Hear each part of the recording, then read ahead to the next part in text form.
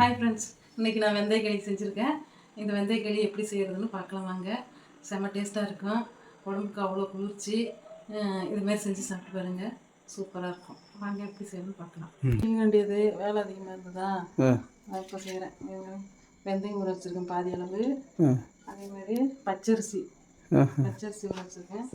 வெந்தயம் பச்சரிசியும் அரைச்சிக்கலாங்க.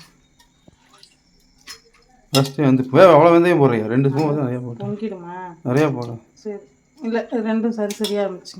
இதுக்கப்புறம் தான் குறை நல்லா அரைப்படும். காட்டு இதுமாரி அரைச்சி வச்சுக்கிட்டு களி கிண்டி வச்சுக்கிட்டோம்னா எப்போ வேணாலும் சாப்பிட்டுக்கலாங்க. காலையில் சாப்பிட்லாம், பொழுதுக்கு சாப்பிடலாம். சூப்பராக இருக்கும். வாங்க பார்க்கலாம். கட் பண்ணிட்டு அரைச்சிக்கலாம்.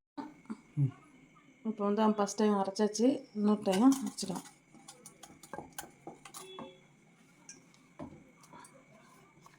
ரொம்ப நைஸாக அரைக்க வேண்டியதில்லை, குறைன்னு அரைச்சிக்கோங்க. வாய்ஸே சரியில்லை. அரைச்சிட்டேங்க, ரெண்டாவது டைம் அரைக்கிறேங்க. ஓ, ஃபஸ்ட் டைம் அரைச்சிட்டாங்க, ரெண்டாவது டைம் அரைச்சிக்கிறாங்க. ஏன்னா வந்து கட் பண்ணிக்கிறேங்க. இந்த ஏலக்காய் சேர்த்துக்கலாங்க. ஏலக்காய் அரைக்கும் போது போட்டுக்கலாமல்ல? அது எப்படி வேணாலும் போட்டுக்கலாம். அப்படியா? சரி சரி. நகமே இல்லை கிள்றதுக்கு. நான் என்கிட்ட கொடுத்துருந்தா சூப்பராக கிள்ளி போட்டிருப்பேன். வேணா கையை கிள்ளி காட்டுவேன். சரி விடுங்க.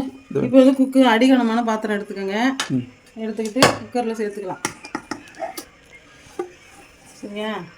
சேர்த்துக்கிட்டு இந்த மிக்ஸி கழுவின தண்ணி தான் அது சேர்த்து இன்னும் கொஞ்சம் தண்ணி ஊற்றி தண்ணி சேர்த்துக்கோங்க. தண்ணி சேர்த்து கலக்கிக்கலாம். ஆஃப் பண்ணிக்கலாம். அடுப்பத்தை வச்சு ஒன்று போல் கலந்து விட்டுக்கலாங்க. இந்த மாதிரி கலந்து விட்டுக்கலாம்.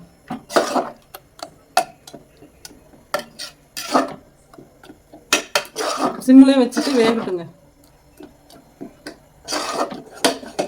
பச்சரிசி போட்டிருக்கோம்ல, அதனால வேகும். கட் பண்ணிக்க. வெந்துருச்சுங்க. இப்போ சர்க்கரை சேர்த்துக்கலாம். சர்க்கரை கப்பில் அள்ளி வச்சுருக்கலாம். இப்போ இனிப்பு எவ்வளோ தேவையோ அவ்வளோ போட்டுக்கலாங்க.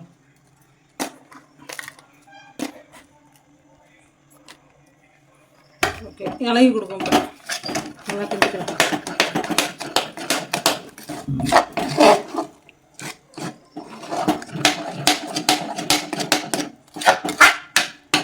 அடுத்து நல்லெண்ணெய் ஊற்றிக்கலாம். இந்த பாட்டில் நல்லெண்ணெய் ஊற்றுறோம். நல்லெண்ணெய் ஊற்றி செய்கிறது நல்லதுங்க.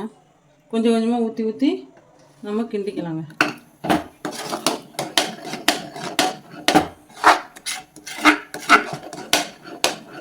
நல்லா மணக்குதுல. ஊற்ற அப்படியே உள்வாங்கிக்கலாம். நல்லா நம்ம மணக்குது. செம்மையாக இருக்குங்க. இது பேர் தான் அல்வா, வெந்தய அல்வா.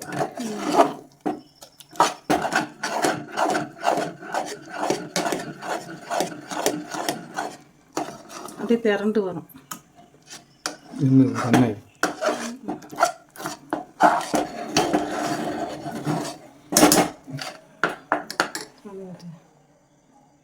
எல்லாத்தையும் ஊற்றி அடுத்து நெய் போட்டுக்கலாங்க.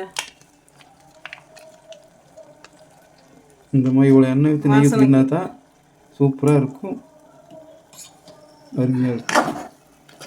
கலரே மாதிரி ஊற்றிங்களா அல்வா. அப்படியே வாயில் வச்சா விழுக்கு விழுக்குன்னு போகும்.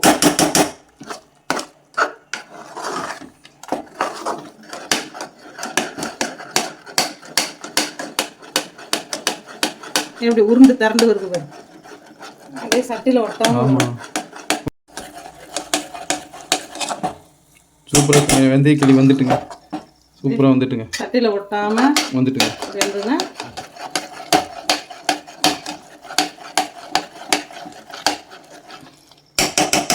ஓகே, கிண்டியாச்சு. அடுப்பு ஆஃப் பண்ணியாச்சு. என்ன காட்டுங்க.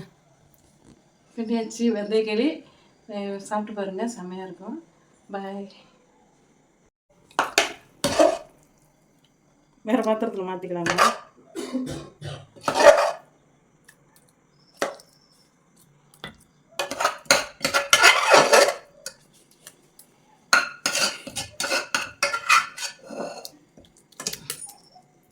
அதை எடுத்து காட்டுவேண்ணா.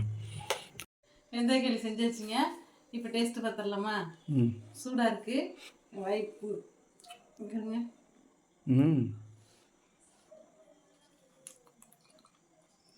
கொஞ்சம் கூட கசக்காது.